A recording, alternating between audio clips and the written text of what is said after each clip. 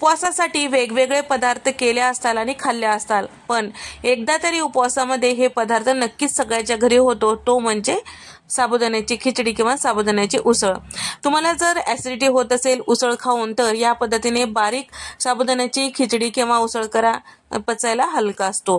तर या ठिकाणी आता इथे आपण बारीक साबुदाणा घेतलेला आहे, तर 3 वाटी इतकं घेतलेलं आहे। हे साबुदाणा स्वच्छ 2 पाण्याने धुवून घ्यायचं, जास्त जोर देऊन धुवायचं नाही। मोठा साबुदाणा एक 3 ते 4 वेळेस जरी धुतलं तरी काही हरकत नाही।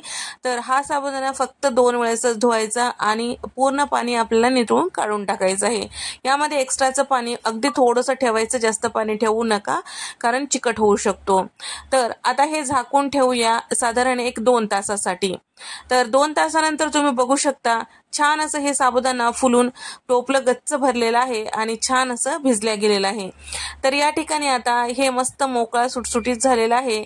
इथे मी 3 वाटी इतकं हे भिजलेला साबुदाणा घेतलेला आहे। बऱ्याच जणांना साबुदाण्याची खिचडी करते वेळेस गोंधळ उठतो की शेंगदाण्याचं कूट किती टाकायचा। तर या पद्धतीने एका वाटीने मोजून जर घेताल तर तुमचं प्रमाण बिघडणार नाही।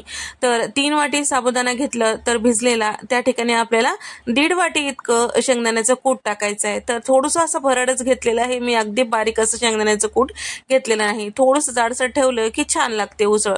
तर या ठिकाणी आता सैंधव मीठ सुद्धा सगळं व्यवस्थित मिक्स केलेलं आहे, म्हणजे जेव्हा आपण हे उसळ किंवा साबुदाण्याची खिचडी करतो त्यावेळेस आपली खिचडी अशी चिकट होणार नाही।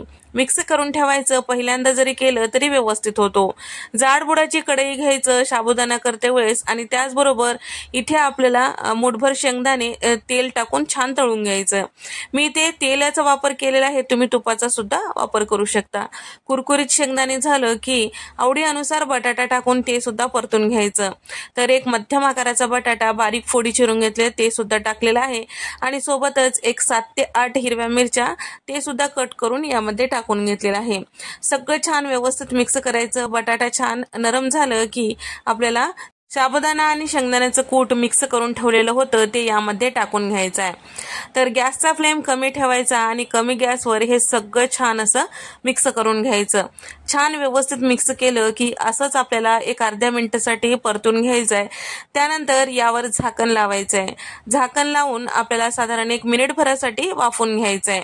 मिनिटभर वाफवून घेतलं, झाकण काढून एकदा पूर्ण व्यवस्थित मिक्स करून घेतलेला आहे आणि त्याचबरोबर आता मिक्स करून घेतल्यानंतर अर्धा लिंबाचा रस यामध्ये टाकून घेतलेला आहे, चमचाभर साखर सुद्धा टाकून घेतलेला आहे।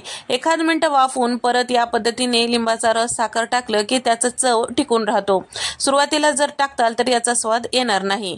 आता सगळं मिक्स केलं की आणखीन अर्धा मिनिट वाफवून घ्यायचं। अर्ध्या मिनिटानंतर तुम्ही बघू शकता इथे आपली साबुदाण्याची खिचडी तयार झालेली आहे। मी भिजत ठेवलेल्या साबुदाण्यापैकी फक्त भिजल्यानंतर 3 वाटी साबुदाणा घेतलेला होतं। तर 3 वाटी साबुदाण्यामध्ये इथे साधारण 2 व्यक्तींना पोटभर पुरेल इतकं साबुदाण्याची खिचडी तयार होते। तर असा जर तुम्ही साबुदाण्याची खिचडी करताल तर यासोबत दही असेल तर बस पोट भरेल, पण मन काही भरणार नाही।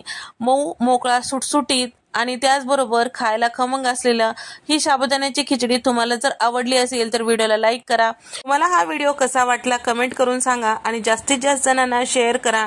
आणि त्याचबरोबर आणखीन एक विनंती, आवडल्यास सबस्क्राईब करायला मात्र विसरू नका। नंतरच्या रेसिपीमध्ये भेट देऊया, तोपर्यंत नमस्कार।